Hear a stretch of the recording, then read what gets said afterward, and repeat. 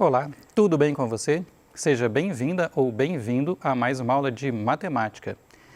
Pi é a nossa saudação matemática. Qual será nosso tema de hoje? Continuando com geometria métrica e de posição, nós vamos passar agora para um novo sólido, que é a esfera. Então hoje nós vamos falar da esfera e das partes da esfera. Hoje nós vamos viajar na maionese, então vem comigo que eu vou te apresentar. Meu nome é Alex Duarte e nós vamos começar, como de costume, definindo o que é uma esfera. Esfera de centro C e raio de medida R é o conjunto de todos os pontos do espaço, né, gente? Já que nós estamos falando de sólidos tridimensionais, que estão a uma distância menor ou igual a R do ponto C. Então, observa na figura, por favor. Na figura, C é o centro da esfera. E aí nós temos desenhado um segmento que é o raio. O que é o raio? Ele liga o centro da esfera a um ponto da periferia da esfera. Esses pontos do espaço que estão exatamente a uma distância r formam a superfície, a casca da esfera. Mas se a gente ler ali na definição, a distância pode ser menor ou igual.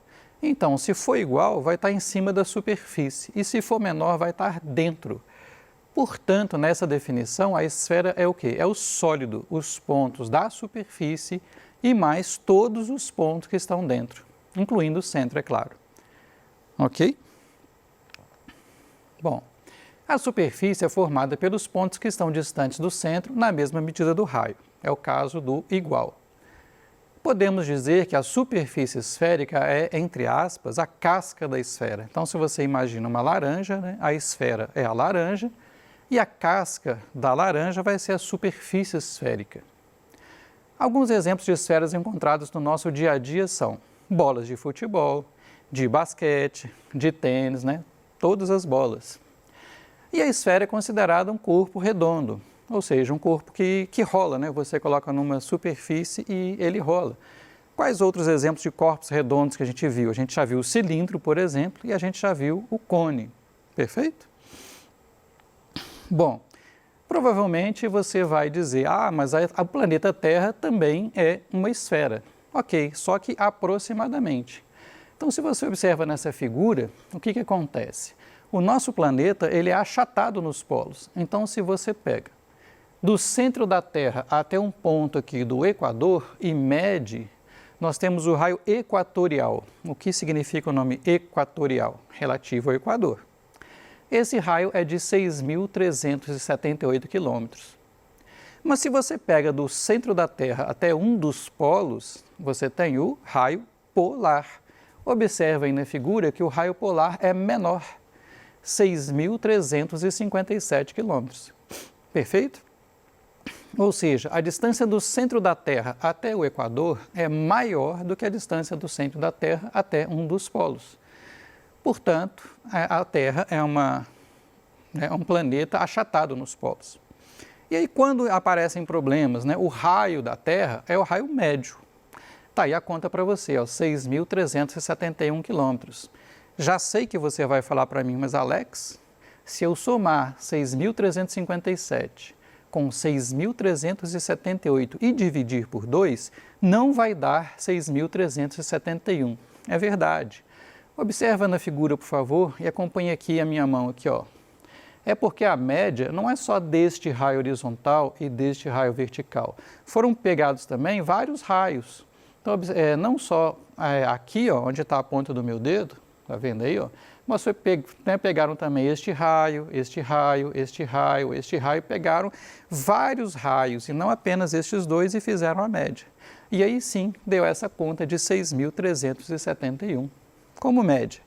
Então, se fosse uma esfera, a Terra seria uma esfera aproximadamente com este raio. Se você quiser o diâmetro do planeta, é só multiplicar por 2. Se você perguntar assim, mas e a atmosfera? A atmosfera é bem pequena, tá? Esse raio é o raio sólido. A proporção da atmosfera do planeta Terra para a Terra é aproximadamente a mesma da casca da maçã para maçã. Então, você vê que a espessura da atmosfera é relativamente pequena. Bom, e o que é a superfície esférica? O que é essa casca? Observe o desenho à esquerda, por favor. Nós temos um eixo, ou seja, uma reta infinita, E aí nós temos um semicírculo encostado nessa reta. Esse é o eixo de rotação. Quando você roda esse semicírculo, né, uma volta completa em torno do eixo, ou seja, 360 graus, você vai ter a superfície esférica, que é exatamente essa casquinha, né, da nossa esfera. Ok? Então, esfera é o sólido e superfície esférica é somente a casca, somente os pontos que distam R do centro. Ok? Agora, eu vou aproveitar para apresentar para vocês outras partes da esfera, conforme falei no início. Por exemplo, em vez de girar o círculo todo, nós estamos aqui girando apenas um pedacinho, que está incluindo o equador, tá vendo? Quando você gira esse pedacinho apenas em torno do eixo, 360 graus, você forma uma zona esférica. Aqui na figura você está vendo que a altura dessa chamada zona esférica é h, perfeito? Então, nós temos aí uma outra figura. Vamos apresentar mais. Se esse pedacinho que você está girando, ele começa lá num polo, por exemplo, eu escolhi ali como se fosse o polo norte, e vai até um pedacinho que não chega ao centro, né, não chega ao equador, e você gira, você vai ter esse pedacinho da casca aí, ó, né, chamado calota esférica. Então, isso é fácil de lembrar. Basta você lembrar de uma calota de automóvel, né? Na verdade, é por isso que tem esse nome, calota de automóvel, porque calota é exatamente esse pedacinho aí da casca esférica. Agora, nós pegamos esse arco que está aí na figura, né? Vamos pegar agora exatamente o contrário, né? O arco que está faltando aqui até lá embaixo. Então, observa que agora a gente pegou mais da metade, né? No sentido de que viemos aqui do Polo Sul, passamos pelo Equador, ainda incluímos mais um pedacinho, né? Então, observe que as figuras são complementares, né? A calota aqui seria a parte de cima na minha figura, e agora o que aconteceu aqui é o restante, a parte de baixo. Como se chama esse pedaço da casca? Chama-se segmento esférico, perfeito? E este próximo, eu tenho certeza que você já conhece. E se eu pegar exatamente a metade? Repara aqui, ó, vamos voltar aqui. Ó. No primeiro aqui, na calota, a gente pegou menos da metade. No segmento, a gente pegou mais da metade. E se você pegar exatamente a metade e girar em torno do eixo de rotação, você vai ter um hemisfério. Pessoa, o que significa o nome? M é metade, né? O prefixo M. Então, hemisfério, metade da esfera, ok? Muito bem. Você conhece isso dos mapas. Então, por exemplo, considerando, né, exatamente aquele eixo de rotação que a gente viu, então o que acontece? Você pode dividir o planeta Terra, né, pelo Equador em dois hemisférios, é o que a gente vê nos mapas. Aqui o hemisfério norte e aqui o hemisfério sul do planeta Terra. Então, novamente, nós estamos considerando que o planeta Terra é aproximadamente uma esfera. Ele não é exatamente uma esfera. Mas funciona muito bem para navegação e para outras coisas mais. Porém, você também pode dividir a Terra por essa linha vertical aqui, o meridiano de Greenwich. Nesse caso, né, nós vamos ter o hemisfério ocidental e o hemisfério oriental. Então, observe que tanto nesta primeira figura, como nesta segunda figura, o que é um hemisfério? Metade da esfera, que é aproximadamente o planeta Terra. Só que na primeira figura a gente dividiu em norte e sul, em cima e embaixo, e na segunda figura a gente dividiu em esquerda e direita aqui, ocidental e oriental. De qualquer forma, a Terra está sendo vista como constituída de dois hemisférios, duas meias esferas. Bom, tem outras figuras, então imagina novamente que isso aqui é uma laranja, você tirou essa casquinha aqui da laranja, né, com um ângulozinho de abertura. Só a casquinha, tá? Então o nome dessa superfície que você está vendo é fuso esférico, perfeito? E aqui a moça está fazendo uma observação para nós. Por favor, observe que todos esses entes, né, objetos geométricos, são superfícies, tá? Então, com exceção da esfera que a gente falou primeiro, todos aqueles pedaços que a gente mostrou para você são superfícies, não é o sólido, é só pedaços da casquinha e eu estou dando nome para eles para você saber qual que é o nome deles, perfeito? Vamos então ver um exemplo que é um sólido. Aqui, ó, imagina que isso aqui é uma laranja e que você pegou um gominho da laranja, né, desde em cima até embaixo. Né? Se fosse só a casquinha, como é que chama mesmo? Nós vimos aqui, ó, fuso esférico. Quando você pega o sólido, chama cunha esférica. Provavelmente você já viu esse nome, né? Cunha, né? Então, você corta um pedaço de madeira em formato de cunha para você fazer um calço para uma porta, por exemplo. Se for, né, no formato de um corte de uma esfera, a cunha chama cunha esférica. Perfeito? Bom, vamos voltar ao nosso eixo de rotação. Então, a casca esférica é um sólido de revolução, no sentido que você pega uma linha, né, e você gira em torno de um eixo. Se você considera esse círculo aqui, ó, e o ponto que está exatamente no meio do círculo, que é esse pontinho aí marcado em vermelho, na hora que você gira, vai dar o quê? Vai dar o Equador, né? Então pensa novamente no planeta Terra. Está aí o Equador, que é o giro desse ponto que está exatamente no meio do semicírculo que foi girado. Perfeito? Aquele ponto azul mais escuro ali em cima e azul mais claro ali embaixo, né, que são os pontos nos quais o círculo encosta no eixo de rotação, na hora que você gira, eles ficam fixos. Então, eles são os polos. Né? Considerando novamente o planeta Terra, em cima o Polo Norte, embaixo o Polo Sul. Esses outros pontos, né, de giro, né, que não são o centro do semicírculo, né, que estão aqui na cor roxa, são os paralelos. Então, observa que estes círculos aqui, ó, eles estão em planos paralelos ao plano do Equador, né, que coincide com o que você estuda lá na cartografia do planeta Terra. E aí, provavelmente, você se lembra, então, da outra questão. Quando você tem um semicírculo, né, que é perpendicular ao Equador, né, então aqui, ó, fez aqui ângulo de 90 graus e fez ali ângulo de 90 graus também, como é que chama isso? Você tem um meridiano do planeta Terra. Perfeito? Então aqui, ó, tem uma coisa que você provavelmente já viu com seu professor de geografia, né? Aí o mapa da Terra com seus meridianos e paralelos, ok? Uma diferença, né, entre a nossa figura e a figura aqui da geografia é o seguinte: observa aqui o meridiano de referência, que é o meridiano de Greenwich, né, que é 0 grau. O que acontece? Né? Aqui está sendo considerado só o semicírculo, não o círculo inteiro. Por quê?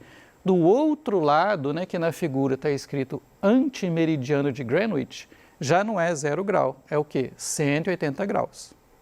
Andando para a direita, longitude leste, andando para a esquerda, longitude oeste. Lembra lá dos hemisférios? Ok? E aqui no outro lado da figura direita, nós temos, ó, 0 grau é a latitude do Equador, né? Indo na direção do Polo Norte, latitude norte. Indo em direção ao Polo Sul, as latitudes sul. Perfeito? E isso também nos dá margem a falar dos fusos horários, né? Essas linhas retas que você tem aí, verticais, são os meridianos e são usados para criar os fusos horários. Veja bem, se uma volta completa são 360 graus, e se o dia tem 24 horas, fazendo a divisão aqui, quanto deu? 15 graus. Quer dizer que cada ângulo de 15 graus que você vai andando para a direita, você tem 1 hora do dia. Então, essas marcações são os fusos horários, né? Aqueles pontos nos quais o seu relógio muda de hora. Observa na figura, por exemplo, olha aqui na costa da África, à esquerda, né? O fuso ele não segue exatamente numa linha reta, né, porque senão cortaria alguns países no meio. Por conveniência, ele dá umas voltinhas aqui, ó. Mas, de qualquer forma, a referência são os meridianos, né, para você definir quais são os fusos do planeta Terra. Isso dá margem a dizer outra coisa, né? Quando você corta uma esfera de raio R com um plano, o que acontece? Bom, se você cortar exatamente no Equador, ou seja, o plano passa no centro da esfera, você tem o que a gente chama de um círculo máximo. E aí o raio, né, desse círculo vai coincidir com o raio R maiúsculo, né? No exemplo, o raio do planeta Terra. Se você cortar mais para cima ou mais para baixo, como esse é o segundo corte aqui, você tem também um círculo, só que o raio vai ser menor do que o raio da Terra. Então, esse não é um círculo máximo. O que é um círculo máximo, então? Qualquer círculo em cima do planeta ou em cima da esfera, cujo raio coincida com o raio da esfera, por isso que ele chama máximo. Se você quiser calcular com precisão o raio, observe essa figura, por favor. Tem um plano aí passando no Equador e tem outro plano cortando mais em cima. e ali você forma um triângulo retângulo, perfeito? Observa que a hipotenusa do triângulo é o raio R maiúsculo, por exemplo, o raio da Terra. Um dos catetos é o raio R minúsculo que você quer calcular, e o outro cateto é a distância, né, do plano de corte até o centro do planeta, ou seja, entre o plano de cima e o plano de baixo. E aí você pode usar o que está aí à direita da figura, né? Você pode usar o teorema de Pitágoras para calcular o raio menor, sabendo o raio da Terra, por exemplo, e a distância que o seu plano está passando do centro, perfeito? E aí nós temos tudo junto na mesma figura, o Equador, o meridiano de Greenwich, e nós temos coordenadas aí da matemática, que são as coordenadas do seu GPS. Então observa, por exemplo, essa seta vermelha aqui, imagina que você está em cima do ponto P. O que significa dizer que essa latitude sua é de 60 graus, por exemplo? Tá, então observa onde está a ponta do meu dedo aqui, ó. Tá vendo esse ângulo central aqui, ó? Esse ângulo aqui, ó. Então, ó, ligou o seu ponto ao centro do planeta, ligou o Equador ao centro do planeta. Este ângulo aqui, ó, que eu estou mostrando para você aqui, ó, seno de 60 graus, equivale a dizer que você está numa latitude de 60 graus ali no ponto P. Perfeito? Em cima da Terra, qual que é a menor distância entre dois pontos? Eu liguei aqui no mapa um ponto da Antártida até um ponto da costa leste dos Estados Unidos. Você vai dizer assim, foi em linha reta. Só que não. Por quê? Na superfície do planeta não está em linha reta. Você está aqui, ó, em cima desse meridiano marcado aí. Então, na verdade, né, se você pensa num avião, né, em cima do planeta Terra, ele não está indo em linha reta, né? A menor distância em cima dessa esfera é o quê? É um arco de um círculo máximo, exatamente porque o planeta é um globo, a Terra não é plana, né, como você sabe. Então aqui você tem um arco, na verdade, que percorre a menor distância. Isso acontece porque o mapa ele está planificado. Aqui eu estou mostrando para vocês algumas maneiras de fazer um mapa. Com um plano encostado na esfera, uma projeção plana ou azimutal. Usando um cone, é uma projeção cônica. E a mais popular, uma projeção cilíndrica, especialmente uma conhecida como projeção de Mercator, perfeito? Você vai falar, mas Alex, não foi assim que eu aprendi na escola. É verdade. Porque essa geometria que você vê na escola, né, no ensino médio, é chamada geometria clássica ou euclidiana. Né? Então, por exemplo, aqui baseado no plano, nós desenhamos aqui um triângulo e você aprendeu que a soma dos três ângulos internos é sempre de 180 graus. Perfeito. Por que euclidiana? Quem inventou foi Euclides, matemático da antiguidade. Ele escreveu os elementos, que na época ele compilou toda a matemática que existia em 13 volumes. O livro mais publicado na história da humanidade é a Bíblia. O segundo livro mais publicado, né, que teve mais edições, foi Os Elementos de Euclides. A geometria do planeta Terra é a geometria elíptica ou riemanniana. Por incrível que pareça, se você faz um triângulo em cima do planeta Terra usando os círculos máximos, a soma dos três ângulos internos é sempre maior que 180 graus.